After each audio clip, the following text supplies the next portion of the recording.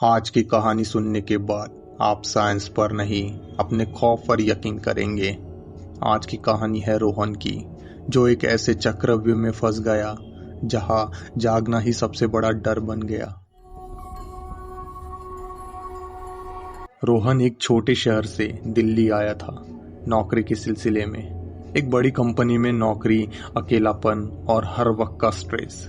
उसका अपनी गर्लफ्रेंड आलिया से हाल ही में ब्रेकअप हुआ था।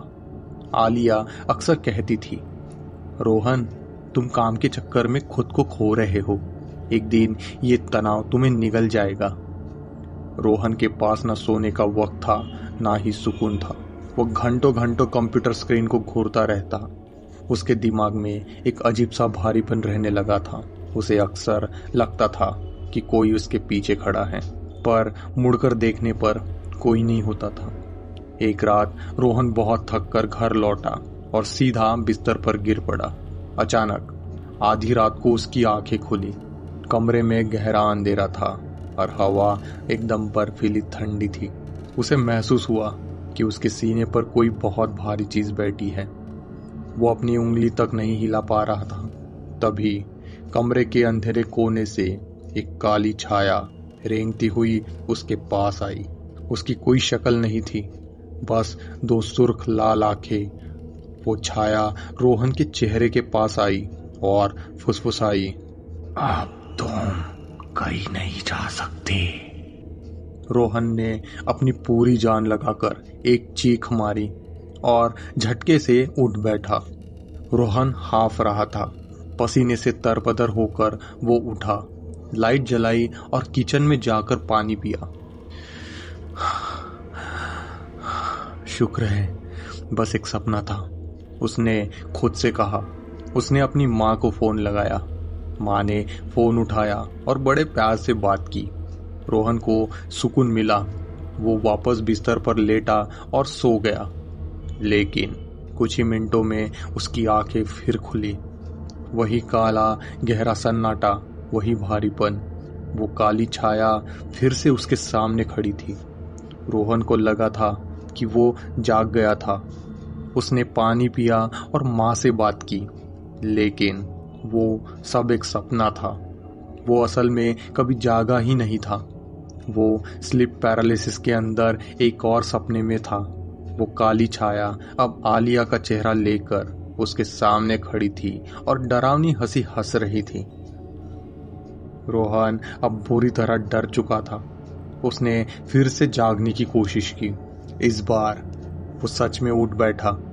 उसने देखा कि उसके हाथ में पानी का गिलास है, पर गौर करने पर पता चला कि गिलास खाली है और उसके हाथ बिस्तर के अंदर धंसे हुए हैं।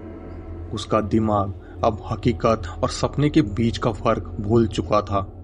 उसे समझ आया कि वो किसी तांत्रिक शक्तियों के जाल में या अपने ही दिमाग के ऐसे हिस्से में फंस गया है जहां जागना सिर्फ एक धोखा है।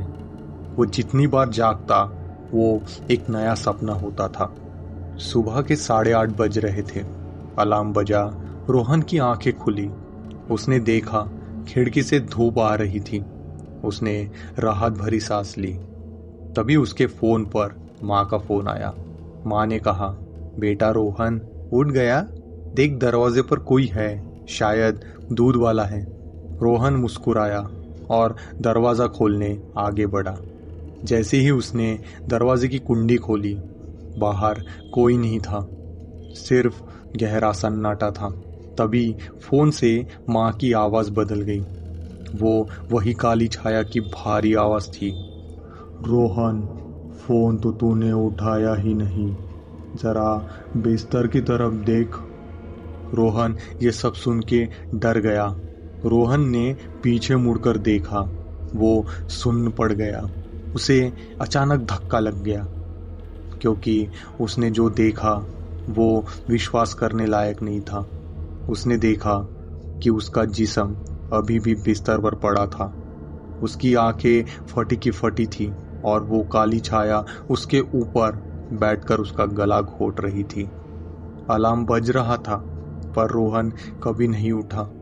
वो आज भी उस चक्रव्यूह की किसी परत में कैद है और शायद उसे लग रहा है कि वो अपनी जिंदगी जी रहा है। अगली बार जब आपकी आंखें रात को खुले और आप हिल न पाए तो जरा सोचना कि आप सच में जाग गए हैं या आप भी रोहन की तरह किसी गहरे साए के खेल का हिस्सा बन चुके हैं। कमेंट में ज़रूर बताइए अगर आपके साथ भी कभी ऐसा हुआ है, मैं रिप्लाई करूँगा। अगर कमेंट अच्छा लगा तो लाइक भी ज़रूर करूँगा। मैं हूँ आपका साथी केडी, आपका स्टोरी टेलर। अगली बार फिर मिलूँगा किसी ऐसे ही खौफनाक डरावनी कहानी के साथ। तब तक के लिए स्टे ब्लेस्ड।